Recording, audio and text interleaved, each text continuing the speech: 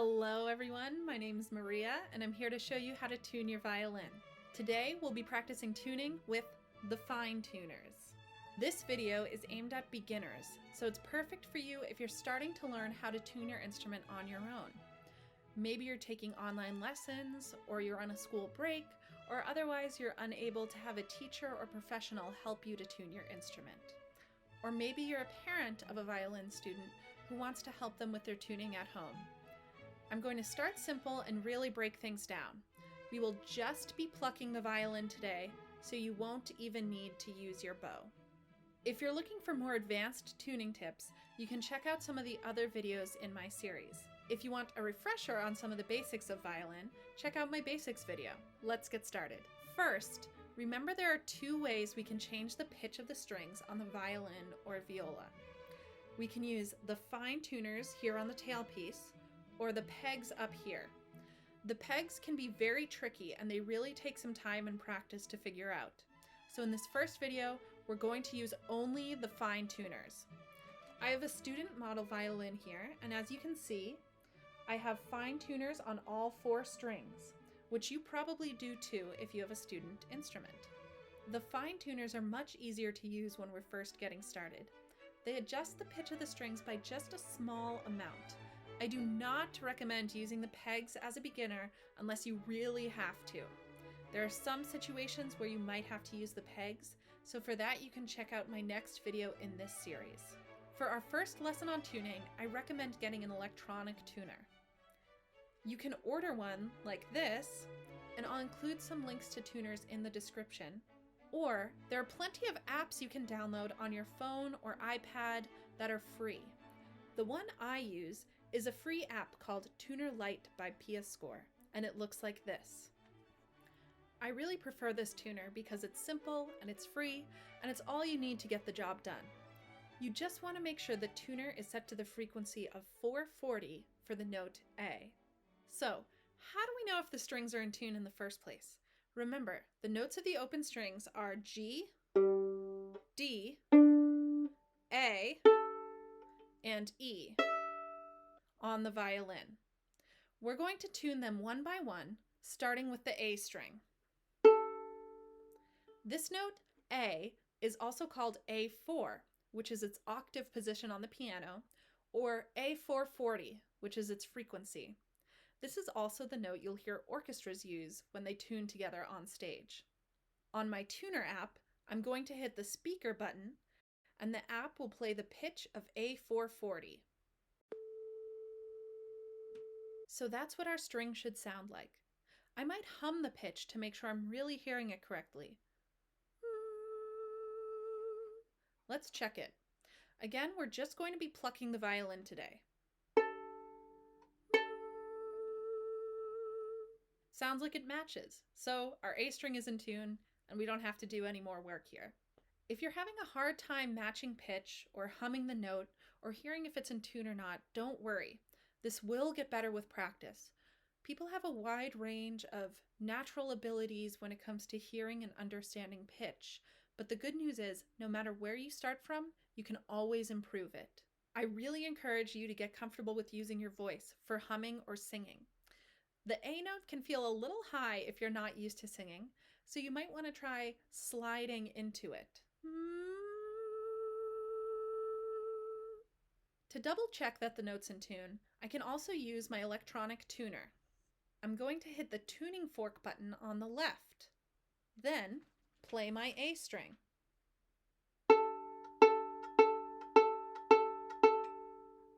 If the A is in tune, the needle or strobe should line up in the middle and the light will turn green.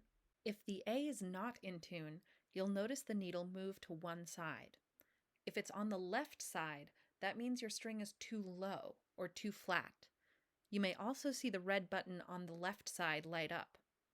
We need to tighten the string to get the needle in the middle, where the light will turn green. If the needle is on the right side, that means your string is too high or too sharp. You may also see the red button on the right side light up. We need to loosen the string to get the needle in the middle. Notice when I'm tuning and plucking, I hold my violin towards me like this. You might find it easier this way, or you might want to try in playing position with your shoulder rest. You can switch between the two and see which one works better for you. Now, what if my A string wasn't in tune? I've adjusted my A string on purpose so that we'll have something to practice with today, but of course I don't recommend putting your violin out of tune on your own if you're a beginner. Let's get our A note again and hum it.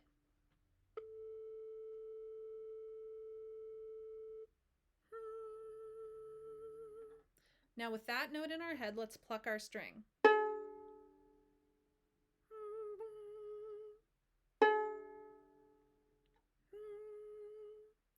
So the first thing to do is figure out if our string is too low or too high. For me, again, it really helps to hum the note. Here's the note we want. And here's what the string sounds like. So I can feel in my vocal cords where the pitch is. We want to get here, and our note is here. So I can tell that the note is too low. Again, if this is still a challenge for you, getting to match that pitch, just keep practicing with your voice, and over time it will get easier. Okay, I can hear that my string is too low. Now I need to adjust to make the pitch higher. So the string needs to be tighter. Remember, a tighter string will make the pitch higher, a looser string will make the pitch lower. I use my mnemonic righty-tighty, lefty-loosey. I find my A fine tuner, and I'm going to turn it to the right until I reach the correct pitch.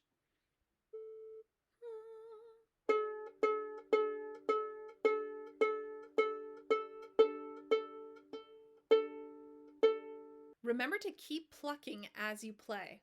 This ensures that you'll stop at the right point and won't go too far by accident. As you can hear, when I'm using the fine tuner, the pitch is changing just a little bit at a time. Now, let's do an example if my A string was too high, just to hear what it sounds like. Again, please don't do this on your own.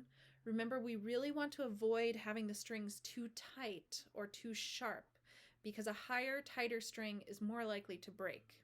I'm going to play the note A again. Now I'll pluck my string, and I can tell it's higher when I hum it.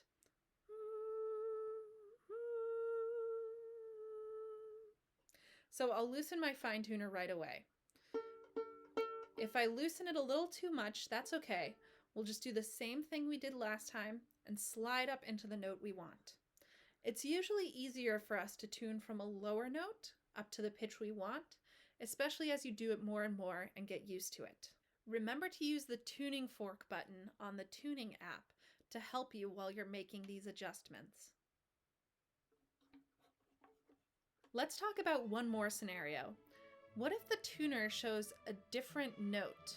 If I'm trying to tune my A string and the tuner picks up a note like A flat, G sharp, B flat, those notes are still close enough that I can use my fine tuners to adjust them. Here's where it helps to have our knowledge of the musical alphabet and know which notes are really close to the string we're trying to tune. The notes G sharp or B flat are just a half step away from our A string. Again, we still have to listen to hear if the note is too high or too low.